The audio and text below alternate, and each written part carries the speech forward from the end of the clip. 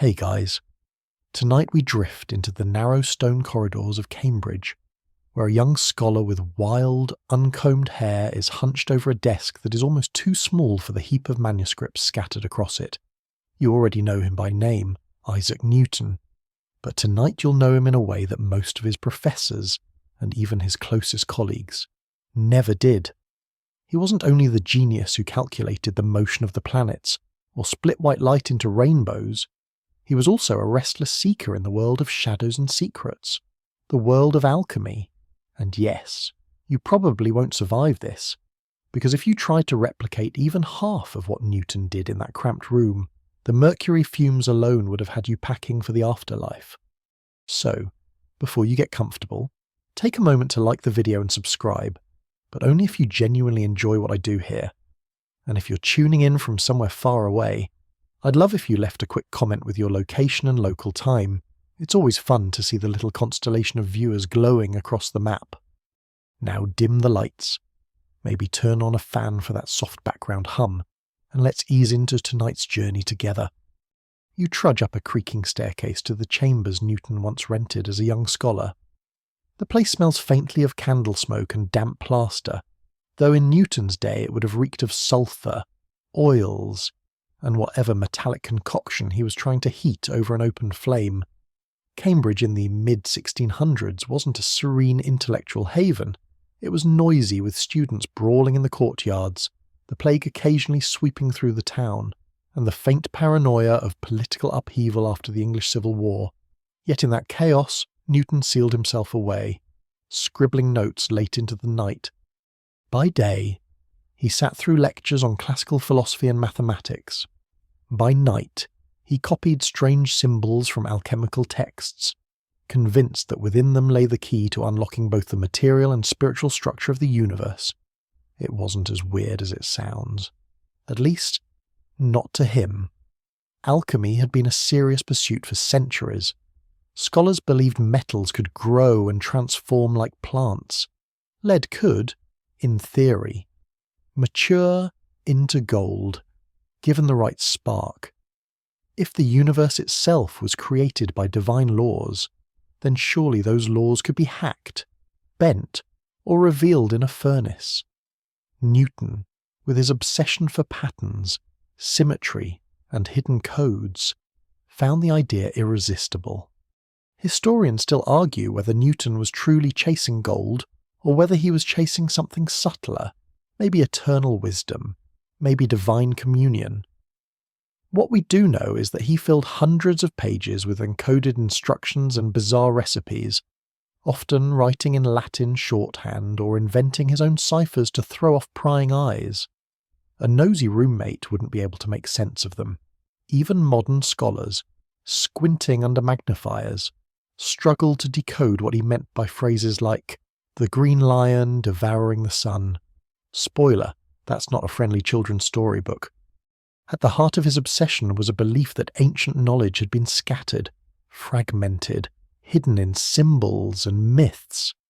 Alchemists weren't just eccentric experimenters, they were puzzle solvers, trying to piece together a grand code. Newton loved puzzles. He was the kind of guy who, when someone asked him a casual math question, would disappear for a week and return with a fully fleshed out theory. So when he saw cryptic alchemical drawings of suns, moons, dragons, and lions, he thought, this isn't nonsense. This is a riddle the universe wants me to solve. But there was a cost. Cambridge wasn't forgiving of rule breakers. Officially, Newton was expected to study Euclid, Aristotle, and scripture. Alchemy was frowned upon, sometimes outright banned, because it smelled of sorcery. Yet Newton kept going. He would sit in his chamber, the glow of the fire flickering on glass vessels, watching metals melt and fume, trying not to cough as acrid vapours filled the air. The walls must have been streaked with soot. His fingers probably bore chemical burns. And yes, his mind, brilliant as it was constantly flirting with the edge of danger. A mainstream fact, Newton wasn't alone in this. Many leading scientists of his time including Robert Boyle, dabbled in alchemy. It was, in a way, the start-up garage of the 17th century, risky, half-mad experiments that sometimes exploded but occasionally yielded discoveries that would seed modern chemistry. A quirky tidbit. Newton once annotated a recipe for creating the philosopher's stone with the suggestion that maybe the method came directly from Moses. That's right, Moses, the biblical prophet. You can almost hear Newton muttering. Of course the guy who split the Red Sea knew a thing or two about splitting elements. You imagine him there, hunched in the candlelight, scribbling frantically, pacing, sometimes collapsing into bed without eating. His chamber became not just a place of study, but a cocoon, a private theatre where science, mysticism, and sleepless obsession played out. And you, standing quietly in the corner of this imagined scene, realize how odd it is. This man, who would one day rewrite physics and mathematics, was here, half poisoned by mercury fumes, chasing a secret that may never have existed. Still, you can't help but admire it, because in a strange way, Newton's alchemical nights explain his genius days. He didn't draw a sharp line between science and mystery. To him, the cosmos was one grand puzzle, whether it revealed itself in falling apples, bending rainbows, or bubbling crucibles, and so you watch him as the fire flickers low, eyes darting over a page of incomprehensible notes. His lips move as he whispers the words of an ancient recipe. The candle sputters, the night stretches on, and somewhere in the darkness, the universe keeps its secrets, for now. You follow Newton deeper into that flickering world of candlelight and crucibles, where the lure of alchemy gleams like a treasure just out of reach. Imagine yourself pulling a heavy leather-bound book off a dusty shelf. The cover crackles, the pages smell of smoke and old ink, and every margin is decorated with strange emblems. Lions eating suns, serpents swallowing their own tails, kings dissolving into pools of mercury. For Newton, these weren't fairy tale doodles. They were coded instructions, part of a long lineage of the alchemical promise. Alchemy, for centuries, had dangled two irresistible goals: transmuting base metals into gold and creating the so-called elixir of life. Both sounded absurd enough to us now that you might snort and roll your eyes, but picture living in a time when medicine meant drinking a mixture of wine and ground-up pearls, or when people still believed disease could be driven out by sweet smells. In that world, the idea of one hidden recipe that could cure illness, extend life, and make you fabulously rich wasn't fantasy. It was hope. And Newton, tucked away in Cambridge, wanted to be the one to uncover it. Mainstream fact: alchemy wasn't always about literal gold. Many alchemists framed it as a metaphor, purifying not only metals but the human soul. Newton's era still carried strong echoes of that idea. To refine lead into gold was also to refine yourself into something closer to divine perfection. Historians still argue whether Newton saw alchemy more as a spiritual ladder or as a hands-on laboratory challenge. Knowing him, it was probably both. He couldn't resist equations or the promise of a cosmic secret. Quirky tidbit: one old alchemical manuscript Newton owned described a recipe involving dung of a red ox, gathered at sunrise, baked with dew. Now, you try explaining that in a modern chemistry lab without being escorted out. It's one of those moments when you remember how much alchemy straddled the line between symbolic poetry and, well, questionable kitchen experiments. You picture Newton hunched over one of these texts, eyes darting across the cramped Latin script, lips moving silently as he tried to decode what exactly the Black Dragon's flight was supposed to mean. Was it a chemical reaction, a metaphor for spiritual struggle, or maybe a hidden instruction for how long to stir a mixture before it exploded in your face?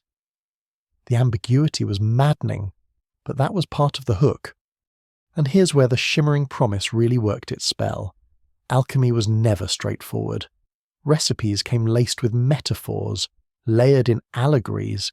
They weren't meant to be obvious. They were puzzles within puzzles. To the impatient, it looked like nonsense. To Newton, who once spent years reworking a single math problem until it broke open, it was irresistible. You can almost hear him whispering, "If the philosophers hid their secrets behind symbols, it's my duty to crack them." Cambridge at night became his stage. The wind howled outside, rattling the shutters. Students argued and laughed in the taverns, but Newton's mind was elsewhere, dreaming of metals shifting, fluids thickening, colours changing in the glow of the furnace. He believed, with the same stubbornness that later helped him write Principia Mathematica. That truth was buried here, beneath the ash and fumes. It's tempting to laugh now. No, Newton didn't discover the philosopher's stone, and no, he didn't live forever, though surviving to 84 in the 17th century was no small feat. But pause for a moment. Isn't there something familiar in this? Don't we still chase shimmering promises today? Eternal youth serums, miracle diets, biohacking potions marketed on sleek websites. You scroll past them online, smirking, yet some corner of your brain wonders. But what if it worked? Newton, centuries ago, was simply another restless mind tugged forward by that same itch. The fire pops in his chamber. A crucible glows orange. He peers into it, shielding his eyes from the glare. Something boils, something hisses, and the smell is sharp, metallic, almost unbearable. He adjusts a pair of primitive bellows, stoking the flame, muttering to himself that here perhaps, the secret will finally reveal itself. His hair is wild, his robe singed at the cuff, but his determination doesn't waver. The shimmering promise of alchemy wasn't just gold or immortality, it was control. Imagine living in a world where plague might sweep through your town without warning, where crops could fail and no one understood why. To believe that, with the right formula, you could master matter itself, that you could bend nature's laws was intoxicating, and Newton, already half convinced that the universe was written in a divine mathematical language, wanted to read it out loud. You glance again at that thick alchemical book in your hands. The symbols seem to glow faintly in the candlelight. Maybe it's the heat, maybe it's just your imagination, but you can almost sense what Newton felt. A whisper that if you only stared long enough, studied hard enough, surrendered enough nights of sleep, the secret would emerge. And so, as another hour passes in that cramped chamber, Newton leans closer to his notes, chasing the shimmer into the early hours of the morning. Somewhere in the distance, the chapel bell tolls. He doesn't notice. The world outside keeps moving, but in this room, time bends, stretches, almost dissolves, just like the metals in his crucible. The candle burns lower, wax dripping down in slow rivulets, and Newton's quill scratches furiously across yet another sheet of paper. Tonight, you notice, the page looks stranger than usual. There are no neat equations, no geometric diagrams. Instead, the parchment is littered with symbols that look like some secret blend of astronomy, hieroglyphs, and doodles from a fever dream. Welcome to Newton's secret notebooks, the vault where he tried to imprison his most dangerous thoughts. He didn't just jot things down in plain English. Oh no, that would have been far too risky.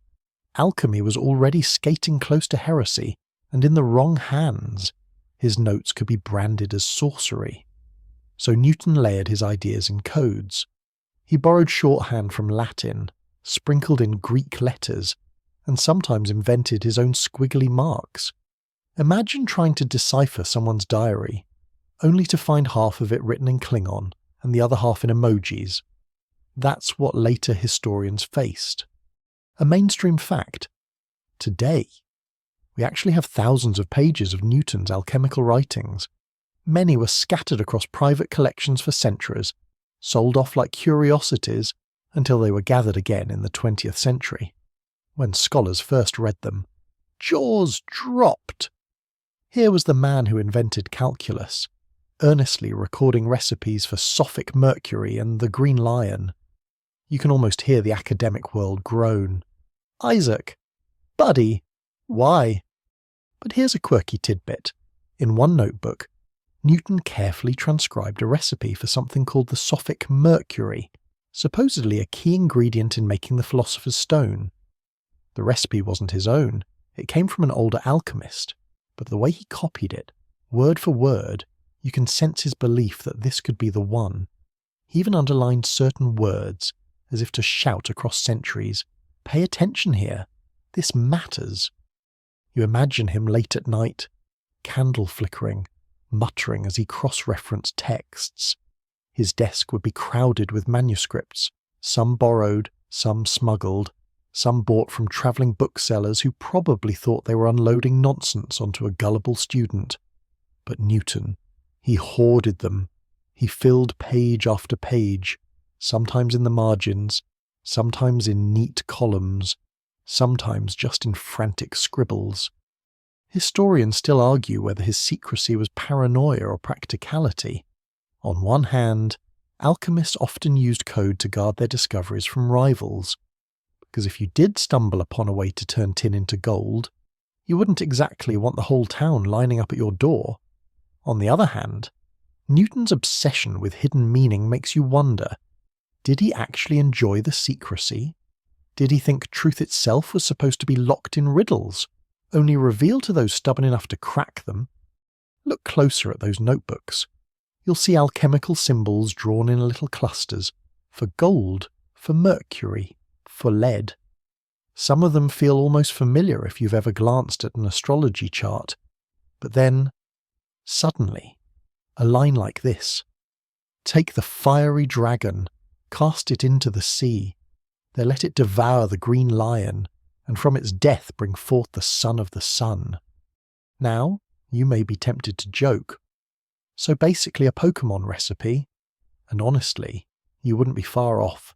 It's the same energy, cryptic creature battles with a reward at the end, except in Newton's mind, the son of the sun might be the purified matter of creation itself.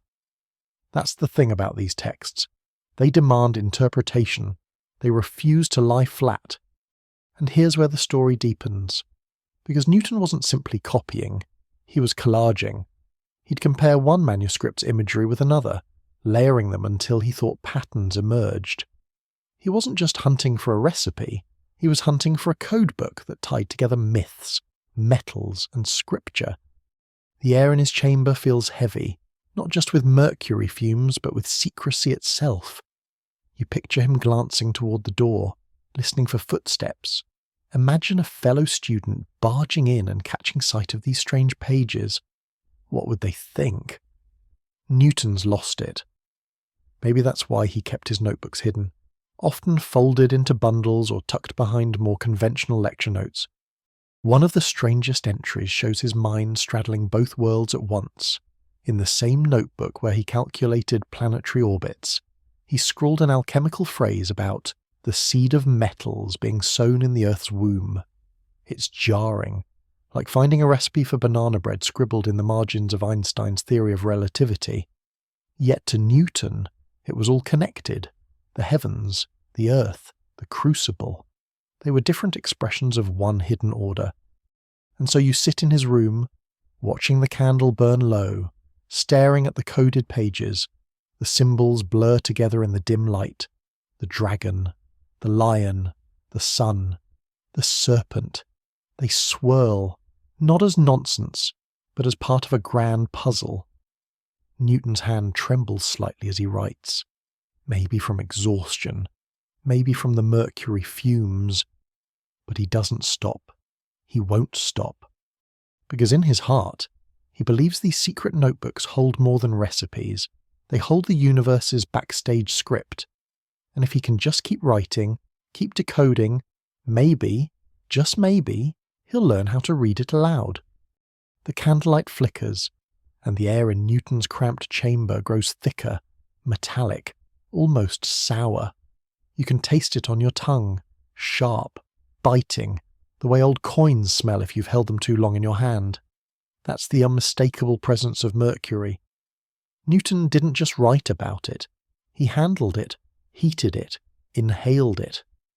And if you've ever read a warning label on a modern thermometer, you already know.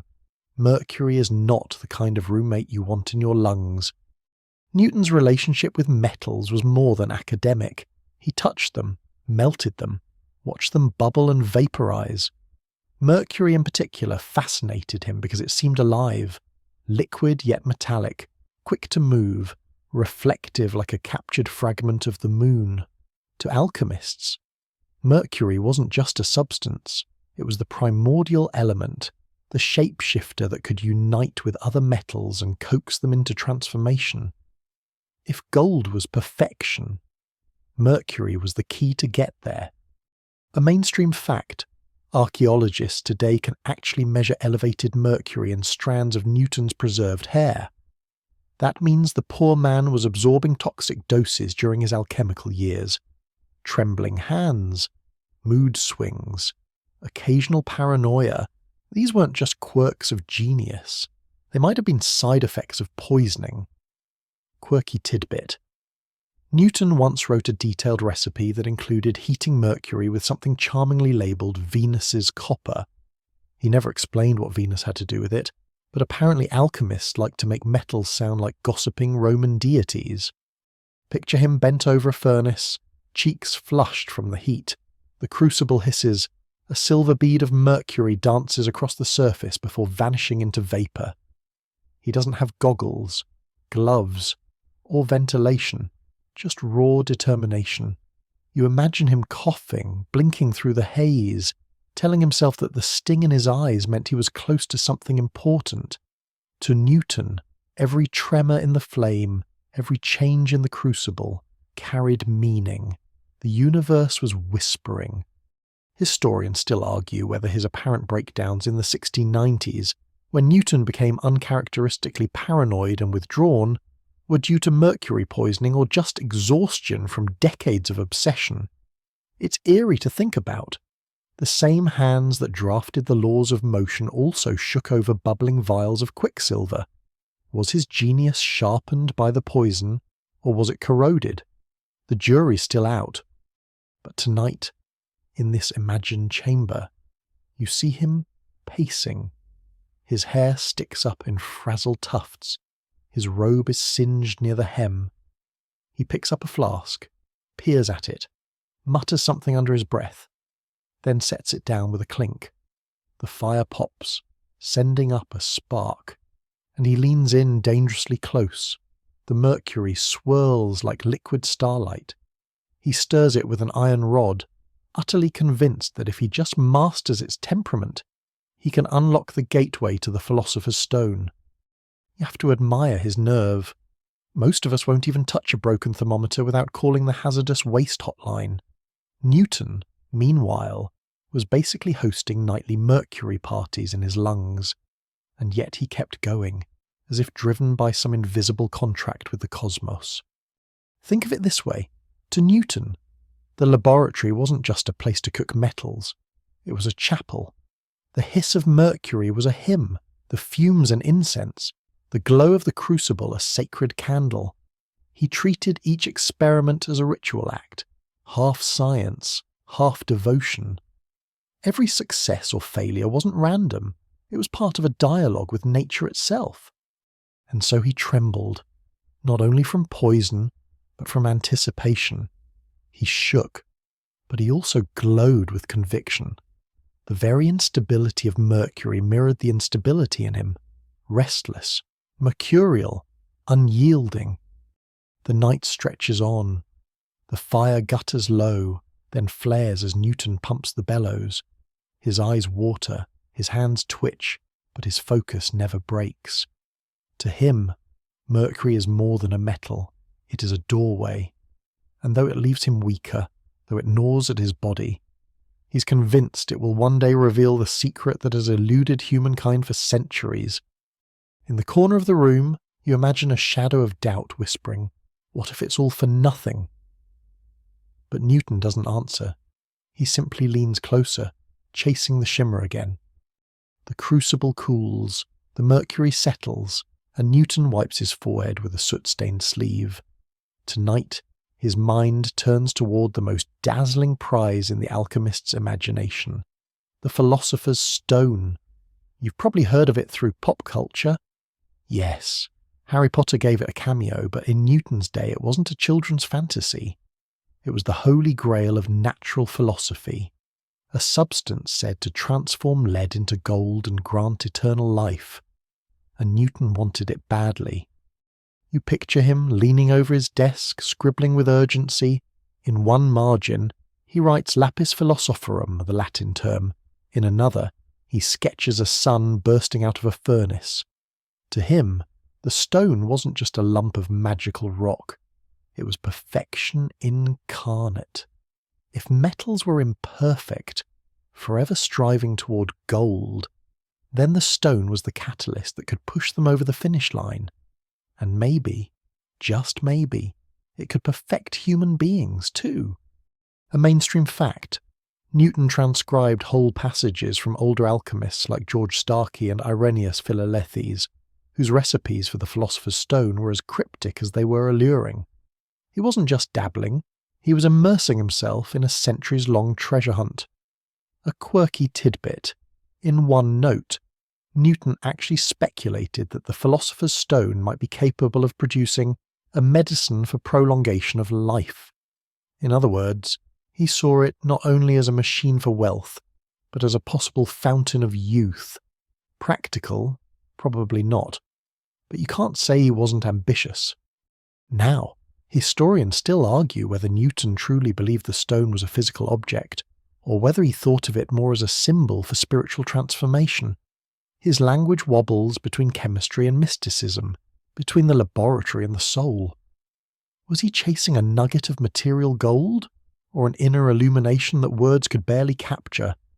That question lingers like smoke in the chamber. Imagine the scene. Newton hunches over the furnace, a crucible glowing red hot. He whispers lines from an old recipe.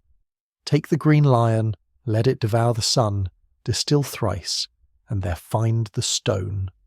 To us, it sounds like someone spliced together a fantasy novel with bad cooking instructions. To Newton, it was a coded formula, waiting to be cracked. He stirs the mixture, eyes gleaming, half expecting that at any moment the crucible will yield a flash of gold. But the philosopher's stone was more than a shiny dream. For Newton, it was tied to his faith. He believed the universe operated on divine laws, hidden but discoverable. If God had written the cosmos in code, then perhaps the stone was the cipher.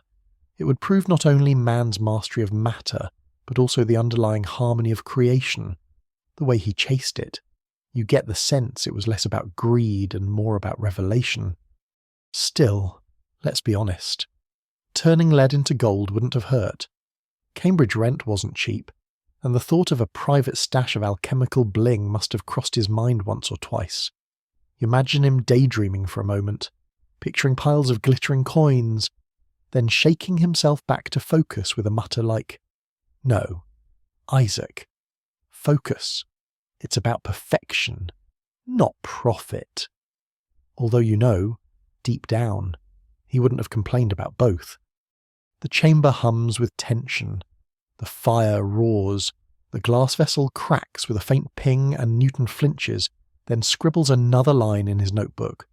The philosopher's stone remains elusive, but the chase itself fuels him.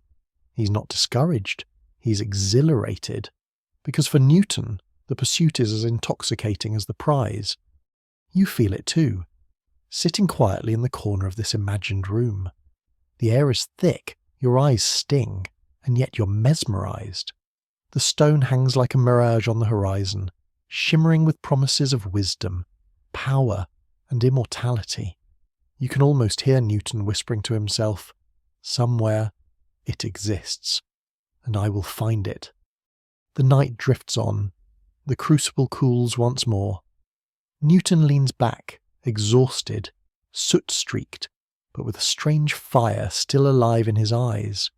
The philosopher's stone hasn't revealed itself tonight, but tomorrow, he believes, the secret might finally give way. The fire dies down to a dull ember, But Newton does not sleep. His eyes are fixed on the faint glow, as though staring into it will unlock a deeper truth. Tonight, the crucibles and mercury can wait. His thoughts are turning to scripture, prophecy, and the possibility that the mysteries of alchemy might not only be chemical but divine. To you, sitting quietly nearby, it feels like stepping into a different chamber of his mind. The cluttered table still holds flasks and scorched notebooks, but next to them lies a well-worn Bible, margins filled with Newton's tiny, relentless handwriting.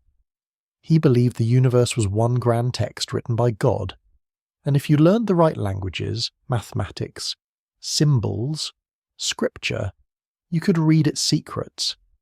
In Newton's world, there was no sharp line between religion and science. Alchemy was a bridge between them. A mainstream fact. Newton wrote more on theology and biblical prophecy than he did on physics and mathematics combined. Most of those writings stayed private, but they reveal how deeply he tried to align his experiments with his faith. For him, to discover the philosopher's stone wasn't just to make gold, it was to confirm that creation itself followed a divine order. And here's a quirky tidbit. Newton once tried to calculate the exact year when the world would end, based on his reading of the Book of Daniel. His answer, the year 2060. That's right. He penciled in the apocalypse with the same confidence you might use to schedule a dentist appointment. Historians still argue whether he meant that literally or symbolically, but it shows how entangled his alchemical pursuits were with his prophetic imagination. Picture him flipping between an alchemical manuscript and a Bible, cross-referencing phrases like stone cut without hands or refiner's fire with recipes for transmutation. To Newton, these weren't coincidences, they were clues. If metals long to become gold, perhaps human souls long to become divine. If fire could purify matter, perhaps prophecy could purify time itself. He scrawls in the margin, "The true philosopher is not he who makes gold, but he who knows the mind of God." The words blur into the page, but his hand does not tremble. In that moment, you can see how his obsessions braid together: the perfection of metals, the perfection of souls, the perfection of the cosmos. The candle flickers, and you imagine Newton whispering aloud, half prayer, half experiment, "Lord, reveal thy wisdom in the furnace." To him, there was no contradiction. Every puff of smoke from his crucible, every symbol of lions and dragons, every prophecy from Scripture, all of it was part of the same riddle, one God had hidden for humanity to solve. Yet there's a tension here. You notice it in his furrowed brow, the way he scratches at his temple before writing again. Historians still argue whether Newton's faith made his alchemical work more rigorous or more delusional. Did it give him discipline, forcing him to see the furnace as holy ground? Or did it drag him into symbolic labyrinths where he mistook metaphor for recipe? The question lingers, unsolved. For Newton, though, the doubt never outweighs the fire. He sits straighter, flipping back to his notes, drawing a connection between an ancient alchemist's phrase, "the stone rejected by the builders," and a verse from Psalms. His pen scratches faster, as if racing time itself. He's convinced these scattered fragments, scriptural, symbolic, chemical, are all threads of the same tapestry. Pull them together, and maybe, just maybe, the divine pattern will blaze clear. You watch the ember glow faintly in the furnace. The night grows quieter, the wind outside softer, but inside Newton's chamber the intensity is palpable. He's no longer just a mathematician, nor just an alchemist. He is a mystic cartographer, charting a map between heaven and matter, Bible and crucible. And as his pen finally slows, his eyelids heavy but his conviction intact, you can almost hear him murmur, "In fire, in scripture, in the stars, all is one." The morning sun spills weakly through the high windows of Newton's chamber, but he barely notices. His body is weary, yet his mind refuses rest. Today, the focus shifts, not just on scripture or prophecy, but on the coded manuscripts that crowd his desk. To you, leaning closer, it becomes clear that Newton's alchemical studies were never straightforward recipes. They were riddles within riddles. In the books he collected, ingredients are not named plainly but hidden behind symbols: green lion, red dragon, philosophic mercury. Instructions read like fragments of poetry. Feed the child with its mother's milk until it devours the father. Even for a mind like Newton's, these texts demanded decoding, translation, and almost endless patience. Mainstream fact: most alchemical writings were deliberately cryptic. Alchemists feared persecution, theft of secrets, or simply believed that only the worthy should grasp the truth. Newton took this secrecy to heart. He filled page after page with translations, reconstructions, and elaborate diagrams, attempting to pierce the fog of metaphor. His surviving alchemical notes number more than 1,000,000 words. Quirky tidbit: Newton once owned a recipe called How to Make the Philosophic Mercury that involved distilling a bizarre combination of green lion and Sophic fire. But when historians analysed his notes centuries later, they realised he'd copied the text word for word from an older source, then spent months adding marginalia trying to guess what the symbols actually meant. Imagine one of history's greatest geniuses scribbling lion vitriol in the margin, like a student puzzling over a crossword clue. As you peer over his shoulder, you notice how Newton approaches these codes like he does mathematics. He draws arrows between phrases, writes equivalences: dragon writes antimony, serpent writes quicksilver, and tries to create a lexicon of alchemical imagery. For him, the manuscripts are like encrypted messages from ancient times, waiting for a key.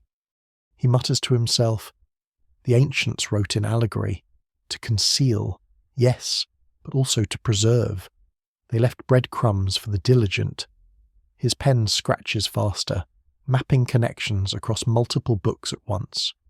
One diagram sprawls across 2 pages, turning into something that looks half like a chemical recipe, half like a celestial chart. This obsession with ciphers wasn't limited to alchemy. Newton studied the architecture of Solomon's temple, convinced its dimensions contained prophetic codes. He dissected biblical chronologies like a mathematician, aligning reigns and prophecies into vast timelines. To Newton, the universe itself was encrypted, and only through relentless decoding could one glimpse the creator's design. But there's a strange melancholy here, too. Imagine spending decades decoding symbols only to suspect you've misread them.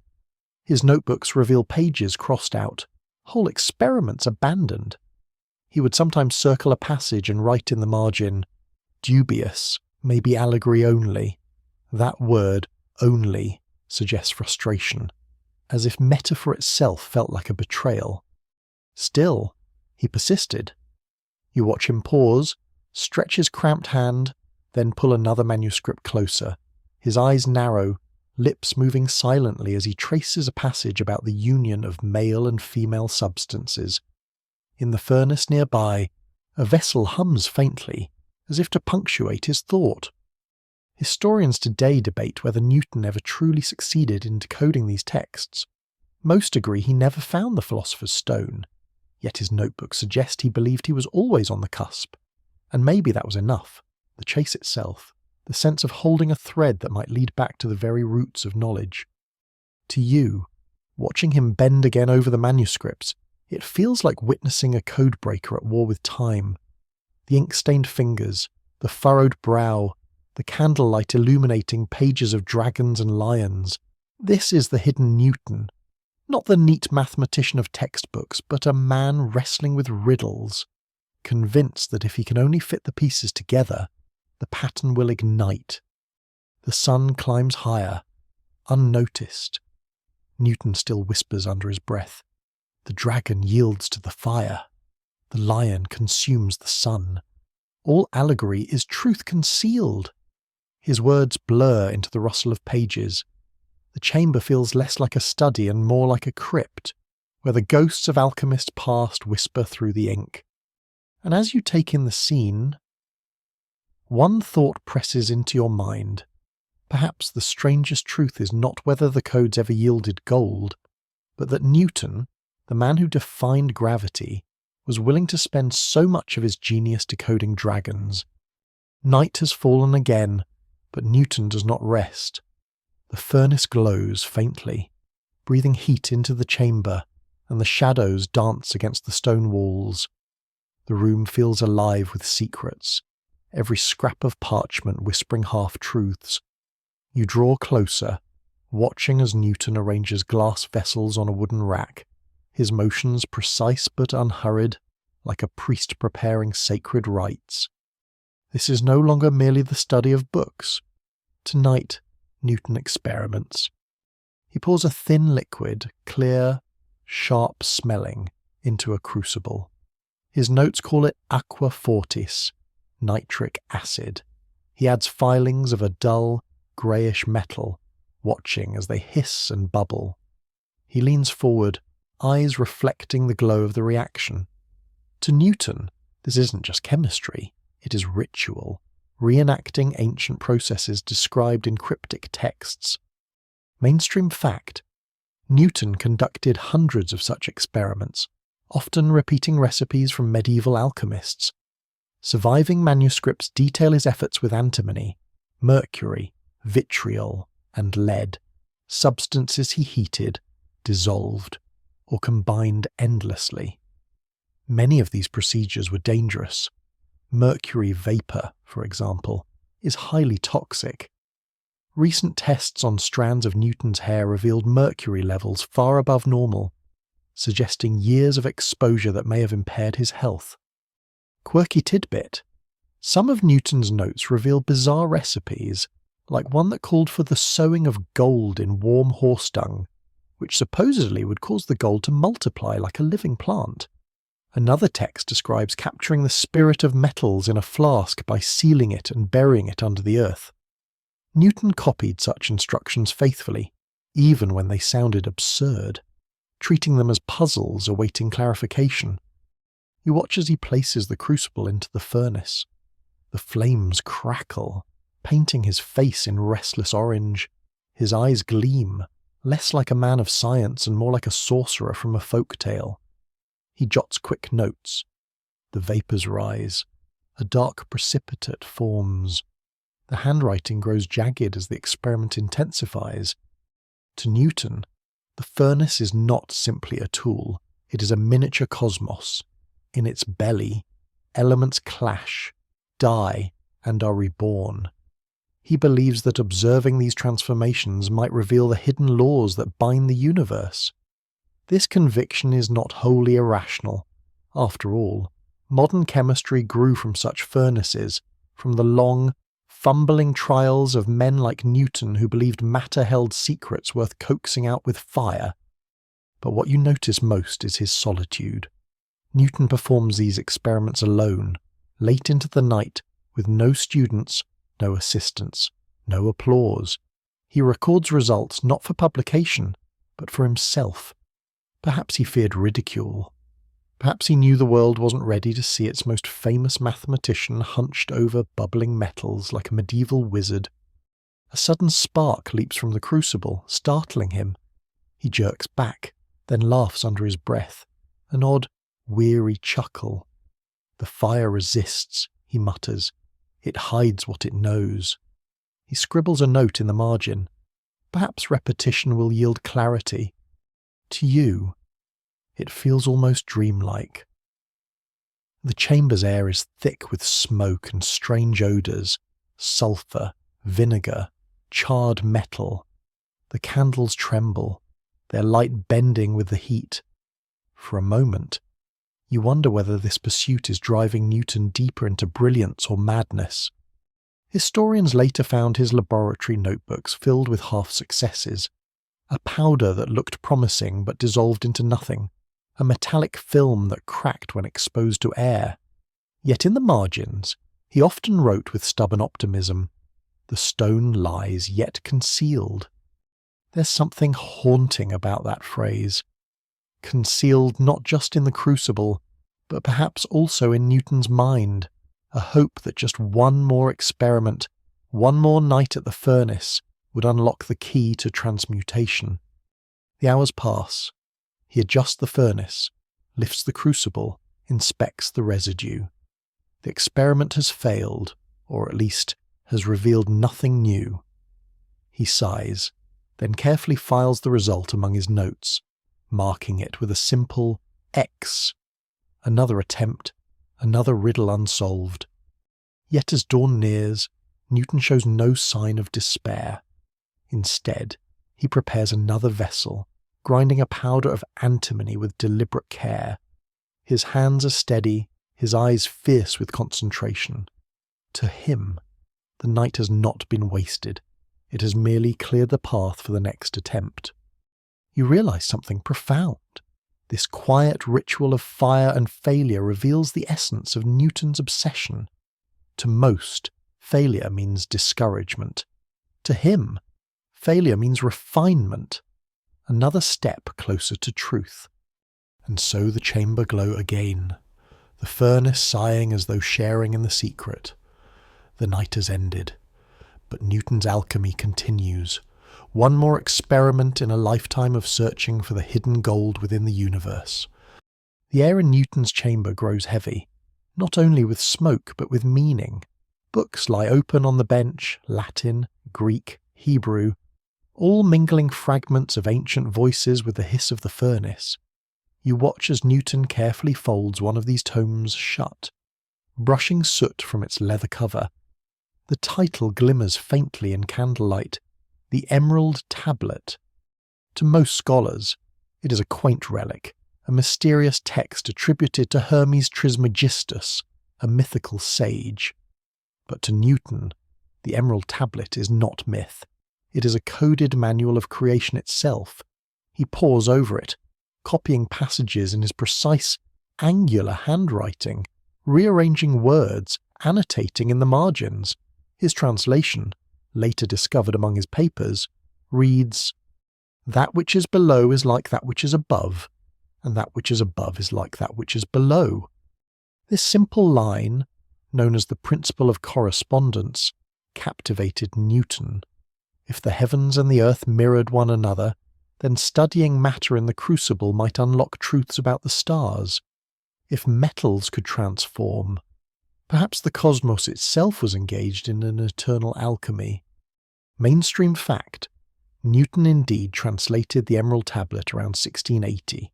His manuscript, now preserved in the collections of King's College, Cambridge, reveals how deeply he believed this text aligned with his scientific pursuits. For Newton, the line between alchemy and natural philosophy blurred. The same man who defined gravity also searched for harmony between the material and the divine. Quirky tidbit, in one notebook. Newton sketched a bizarre alchemy tree, a branching diagram where roots labelled with planets fed into branches labelled with metals, which in turn sprouted fruits labelled with biblical verses. It looked less like science and more like a mystical artwork, showing how he wove scripture, astrology, and chemistry into one unified vision. You imagine him now, running his ink-stained finger along the tablet's lines, whispering to himself, "The sun is its father, the moon its mother." The words feel incantatory, like a spell. Yet to Newton, they are rational clues hidden in metaphor. The furnace, the crucibles, the powders, all instruments meant to decode this riddle of correspondence. The chamber itself seems to echo the text. The flames leap upward, as though reaching for the heavens. The crucible glows downward, heavy with earthbound metals. The symmetry is not lost on Newton. As above, so below, he murmurs, as if affirming a secret pact. Historians later debated how seriously Newton believed in these texts. Was he convinced the Emerald Tablet contained literal recipes? Or did he view it as symbolic language for natural laws? The truth, as usual with Newton, lies somewhere in between. He was both a mystic and a mathematician, unwilling to discard one realm for the other. In his solitude, the blending feels seamless. He does not see contradiction in calculating planetary motion by day and chasing alchemical riddles by night. Both pursuits point toward the same truth. The universe is not chaos but harmony, its parts reflecting one another in hidden, elegant patterns. You notice how his eyes shift between the furnace and the heavens outside the small, smoke-smeared window. The crucible glows red like a miniature sun, while the moon hangs faintly in the early morning sky. To him, these are not separate domains, they are siblings, father and mother of the same cosmic child. He dips his quill and adds a final note to the page. The work is one, though its names are many. The candles flicker lower, the fire sighs, and once again Newton prepares another vessel. You sense that to him, this ritual is no longer merely about metals. It is an act of devotion, a search for the divine pattern woven into matter itself. Dawn filters weakly through the window panes, pale against the lingering glow of the furnace. Newton does not pause to greet the new day. His hair is tangled, his clothes streaked with ash, but his mind is sharper than the blade of a scalpel. You sense it. He is about to attempt one of his more daring alchemical preparations. He retrieves a vial sealed with wax. Inside lies a silvery bead of liquid metal, mercury. To the outside world, mercury is dangerous, toxic, something to be handled with fear.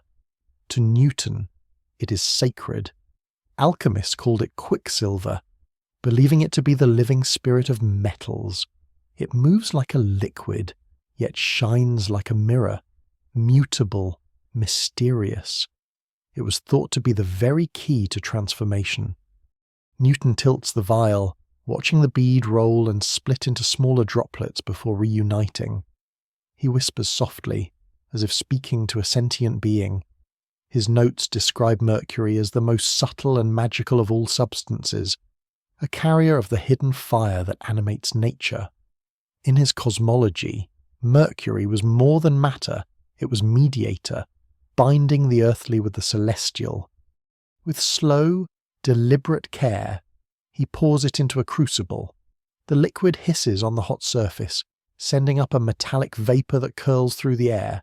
You catch its strange, acrid tang, an odour alchemists once considered the breath of transformation. Newton leans forward, eyes gleaming with a near-feverish light. Mainstream fact. Modern historians analysing Newton's notebooks have found recipes that involved mixing mercury with sulphur and salts to produce philosophical amalgams. Some samples recovered from his laboratory glassware in the 21st century still contain traces of mercury and lead. Testing revealed that he exposed himself to astonishing levels of toxic metals, levels that today would be considered dangerously high. Quirky tidbit. One surviving document in Newton's hand lists dozens of obscure ingredients, including green lion, Sophic mercury, and the menstruum of the world. These were not literal animals or fluids, but alchemical ciphers. Yet to read them in Newton's neat handwriting feels surreal, as if the discoverer of calculus were also writing a recipe for a witch's potion. The furnace roars, and he adds a pinch of sulphur powder. A bright flash erupts, momentarily bathing the chamber in gold. The mercury swallows the sulphur greedily, creating a shimmering black crust. Newton records every stage, muttering formulas under his breath. The balance of opposites, the marriage of sun and moon, the descent into blackness before the rebirth of light. You notice how methodical he is, despite the strangeness of the process. He measures with precision, jots down times, observes colours with the same rigour he would apply to a prism experiment. To him, this is not sorcery. This is data. And yet, behind the precision, there is yearning.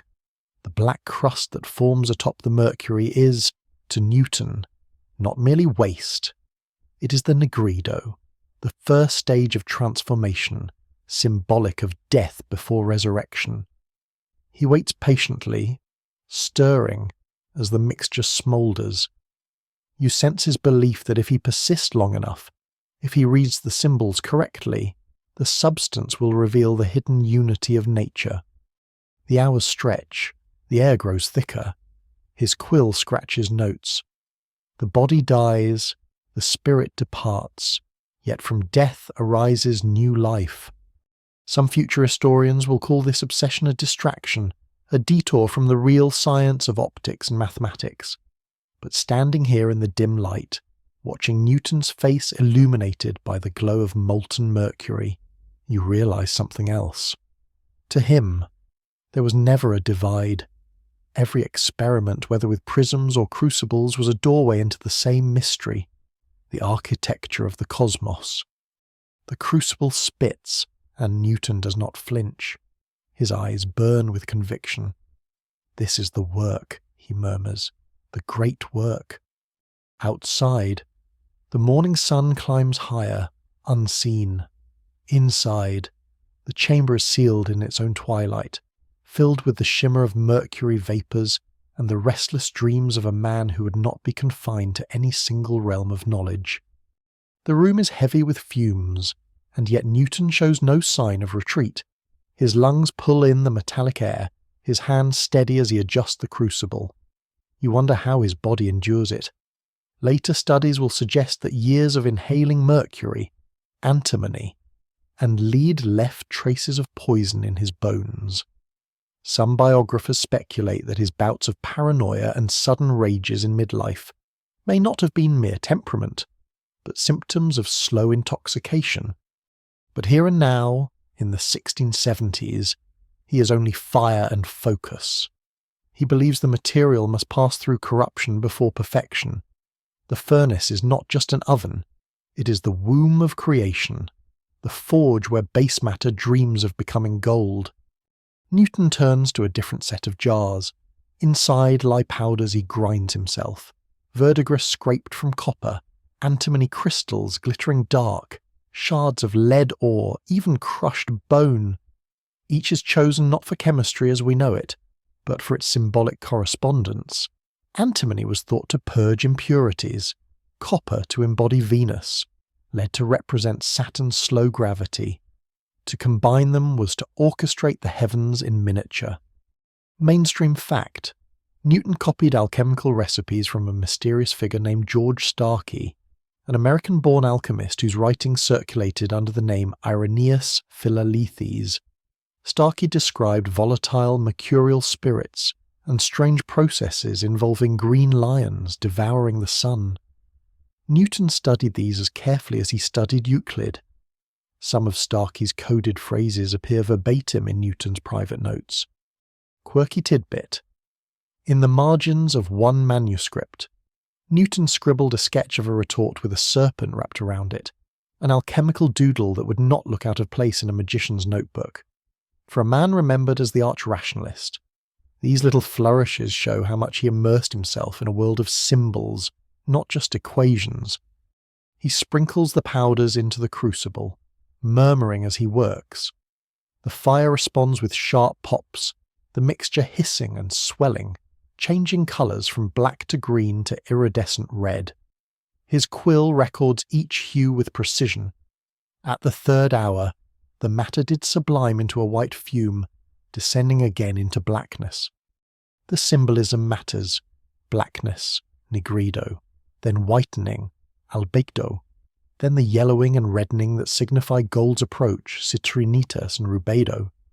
Each stage mirrors the journey of the soul: death, purification, enlightenment, perfection. You watch Newton's face as he leans close, eyes catching the glow. For him, this isn't idle mysticism, it is proof. The transformations in the crucible are the cosmos in miniature. Just as planets circle the sun, just as prisms scatter light into order, so too do metals strive toward their perfect form. Nature is consistent everywhere, if only one can learn its alphabet. And you realize his alchemy is not superstition to him. It is natural philosophy pushed beyond the limits of his age. Hours pass. His chamber darkens again as evening falls. The crucible glows cherry red, then cools slowly. Newton does not eat. He does not rest. He waits. When finally he pries open the crust of solidified matter, his hands tremble.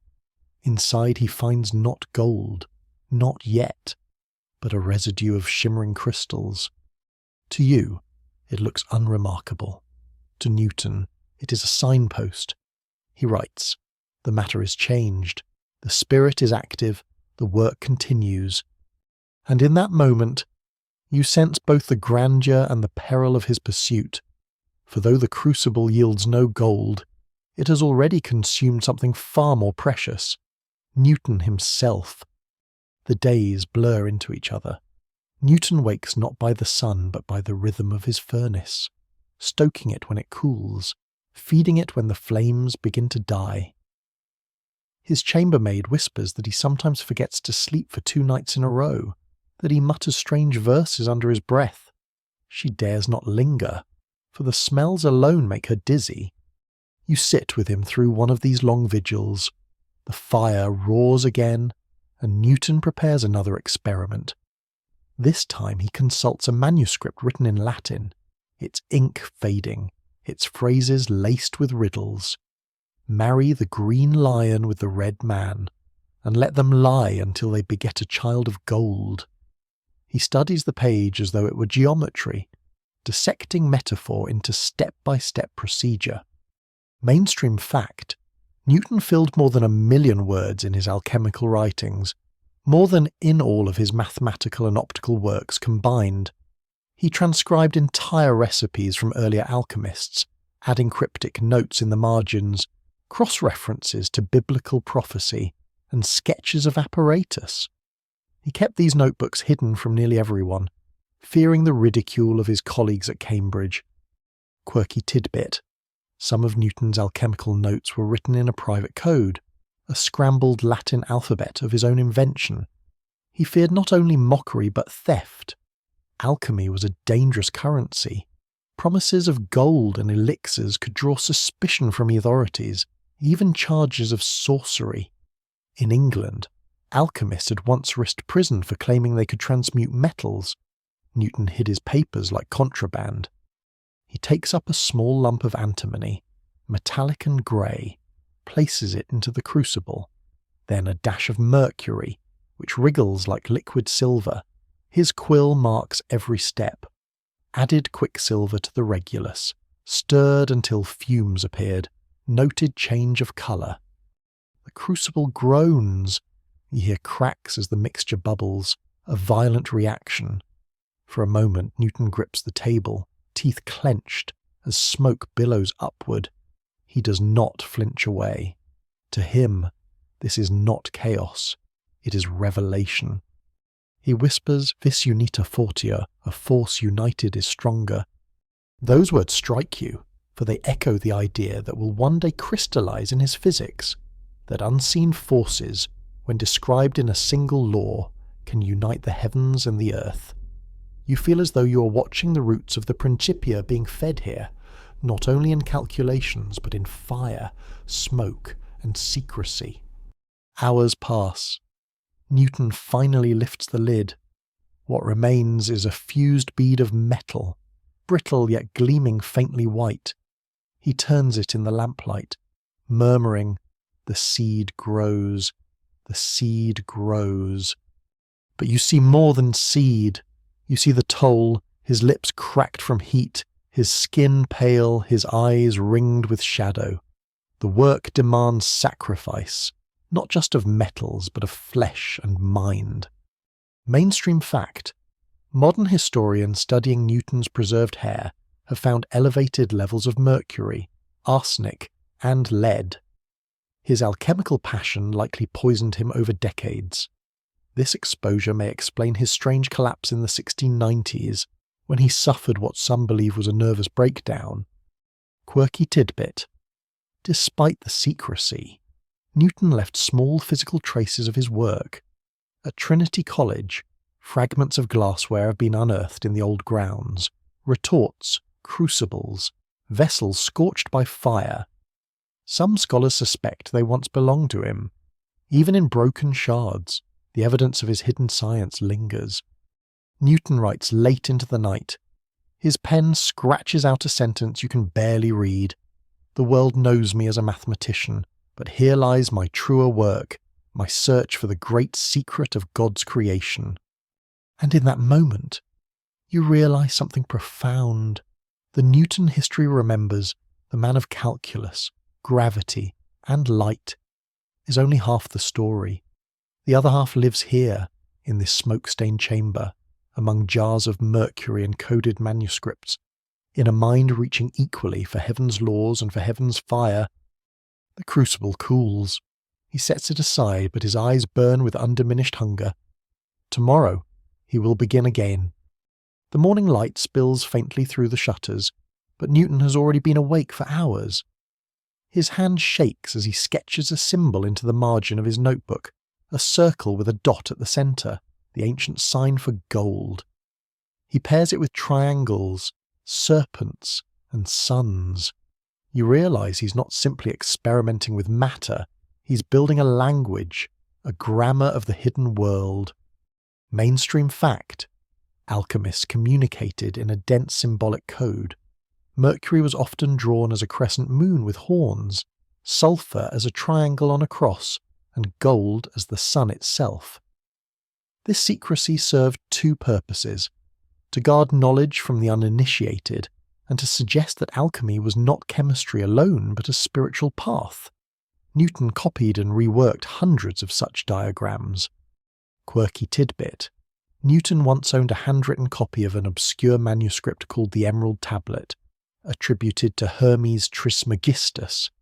Its lines, "As above, so below, as within, so without," became one of the most famous maxims of alchemy.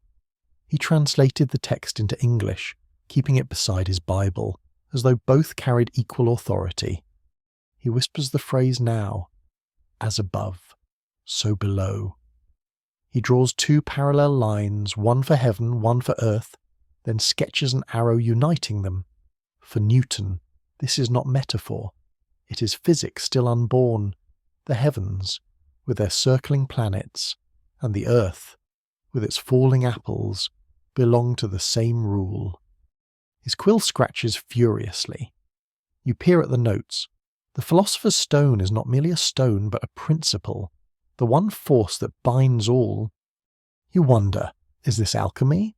Or is it the seed of universal gravitation? The room fills again with smoke as Newton attempts a new fusion. This time he adds powdered cinnabar, a blood-red ore of mercury. It sizzles and spits in the crucible. The acrid smoke makes you cough, but Newton does not stir. His eyes water, his cheeks flush, yet he leans closer, transfixed. Mainstream fact: cinnabar was a common alchemical substance, but heating it releases toxic mercury vapour. Prolonged exposure can cause tremors, hallucinations, and madness. Some scholars believe Newton's erratic behaviour in later years, his sudden rage, paranoia, and long periods of silence may have been symptoms of mercury poisoning. Quirky tidbit: Newton once described metals as vegetables that could grow and transform, given the right soil of fire and the right nourishment of mercury. He truly believed lead might ripen into gold, just as a green fruit ripens into sweetness. The crucible crackles, a bead of silvery metal forms, but the surface darkens, splits, and collapses into dust.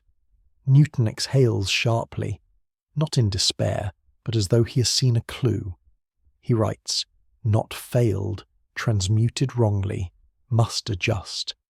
Hours pass. The chamber reeks of sulphur and smoke. You notice Newton's hands trembling more than before, his fingers blackened from soot. He looks decades older, as though each experiment has stolen a year from him.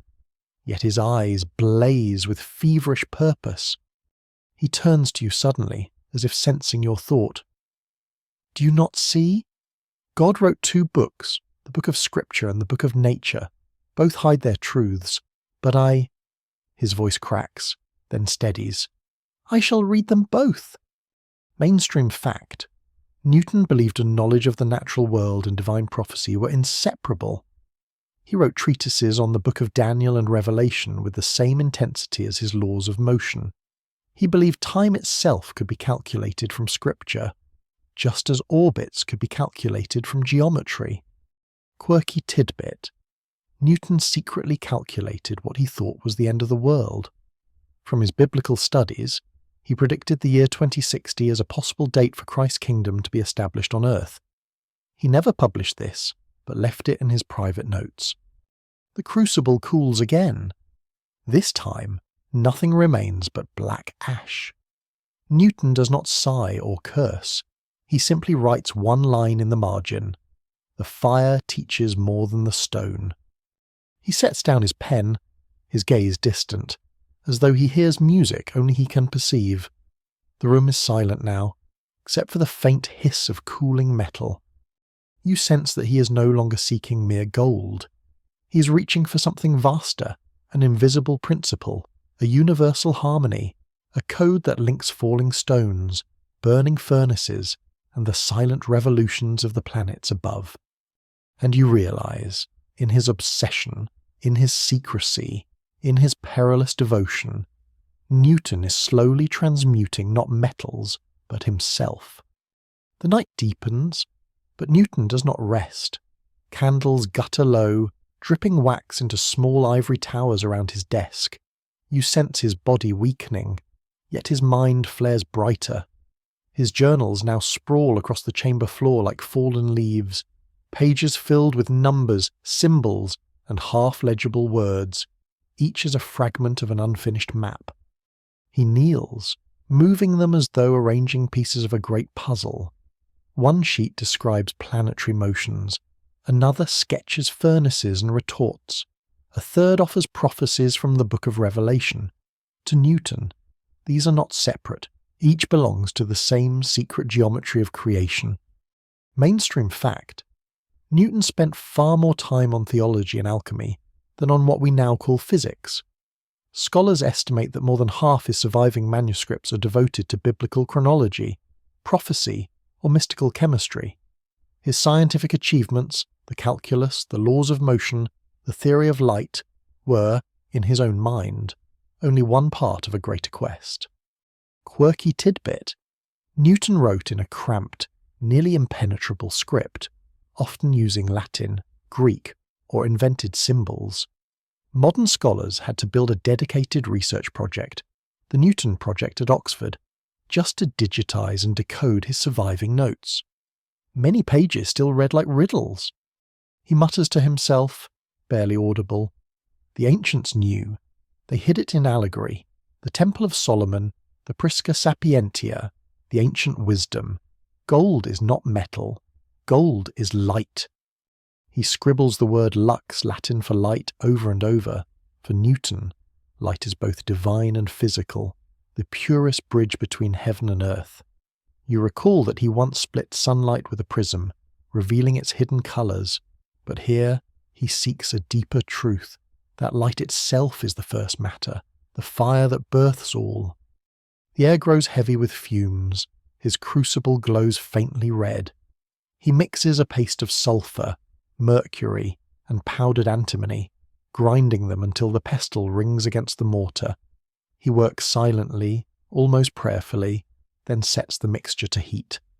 Mainstream fact: antimony, a silvery metalloid, was thought to be a key ingredient in creating the philosopher's stone.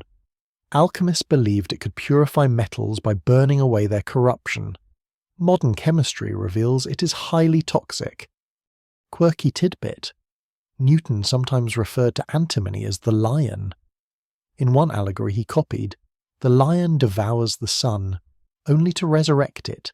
For him, these were not idle fables, but coded recipes for transmutation. The crucible hisses. A thin plume of smoke snakes toward the rafters. Newton bends low, eyes reflecting the glow. He does not flinch at the fumes, though you feel your chest tighten. You realize the air itself is poisoned, yet he breathes deeply, as if inhaling knowledge. He whispers, "The stone is no stone. It is the key. Unlock it, and all forces yield. The substance congeals, then fractures. A small, glassy bead clings to the bottom of the vessel. Newton lifts it with trembling tongs, holding it to the candlelight. His eyes widen. The bead flashes briefly, as though reflecting a hidden rainbow. You almost gasp, but then it dulls, fading to grey. Newton sets it down carefully, as if it were still holy. He does not mourn the failure. Instead, he writes, "Evidence, progress. The divine fire hides itself, must purify further." Hours drift. The night outside seems endless, as though time itself has slowed within these stone walls. You begin to feel the same feverish pull, a sense that you are perched on the edge of revelation, though you cannot name it. Mainstream fact. Newton's search for hidden knowledge was not only chemical but cosmic. He believed the universe was held together by an invisible force, what he called attraction. His alchemical notes suggest that he thought this force and the philosopher's stone were linked. Centuries later, the world would call it gravity. Quirky tidbit. Newton rarely shared his alchemical work, fearing ridicule and even charges of heresy. Much of it remained hidden until the 20th century. Some of his contemporaries, had they known, might have dismissed him as a mad sorcerer. Yet without this madness, he might never have sought universal laws at all. The chamber is silent now, save for the faint tick of cooling metal. Newton slumps in his chair, eyes closed, the weight of years upon him. His journals lie open, whispering their secrets to the candle flame. And then you sense it. Not gold, not fire, but something subtler has been forged here. In his obsession, Newton has melted the boundary between science and myth, experiment and vision. He has not created the philosopher's stone, but he has found a different kind of transmutation, the alchemy of thought itself. As dawn presses faintly against the shutters, you realize the night's work is complete. The man who sought to turn lead into gold has instead turned questions into laws, hidden symbols into mathematics, and fragile faith into the enduring language of science. The fire dwindles. Newton stirs once, scribbles a final phrase, and lets the quill fall. The mystery remains, yet I am nearer. And with that, the chamber grows still. You stand at the edge of Newton's long, winding journey. The alchemy books are stacked in uneven towers, the crucibles still stained with metallic dust, the notebooks filled with ink-blotched formulas that no modern chemist would take seriously. And yet, you feel the weight of centuries pressing through these relics. You've trudged with Newton through his obsession with turning lead into gold, his nighttime vigils beside flickering lamps, his strange prayers to an ancient science that never quite worked. It's tempting to laugh, but there's also something strangely tender about it. You sense a man reaching, desperately, to reconcile reason and mystery. You've been there before too, scribbling notes in the dark, chasing some wild thought, hoping the universe is listening. Newton's alchemical practice is a paradox. Here's the mainstream fact. His notebooks prove he spent more time on alchemy than on optics or gravitation. That means the same man who gave you the formula for how planets orbit also gave himself ink stains trying to decode Hermes Trismegistus. But here's the quirky tidbit. Newton was so protective of his alchemical recipes that he wrote some of them in code, like a teenager with a diary lock, convinced someone might steal his half-finished path to immortality. And here's the open debate. Historians still argue whether Newton truly believed in the literal transmutation of metals, or whether he just used alchemy as a spiritual metaphor for self-purification. Some insist he was a closet mystic. Others see him as a proto-chemist wearing mystical robes. The truth may be both, or neither. What matters is that you see the man whole. He wasn't just a marble statue of science. He was a restless seeker who never stopped mixing powders, testing fire, scribbling ideas, and staring into the dark, hoping it would whisper back. And maybe, As you breathe slower, you recognize a bit of yourself in that candlelit figure, yearning, doubting, stubbornly tinkering with the mysteries of existence. The night stretches, your eyes grow heavier, and Newton's laboratory fades into a soft blur. His books close gently, the fires cool, and even the coded scribbles relax into silence. The experiments are over for now. The search has paused, not ended. And so you drift with him into the quiet, two weary travellers, finally surrendering to rest.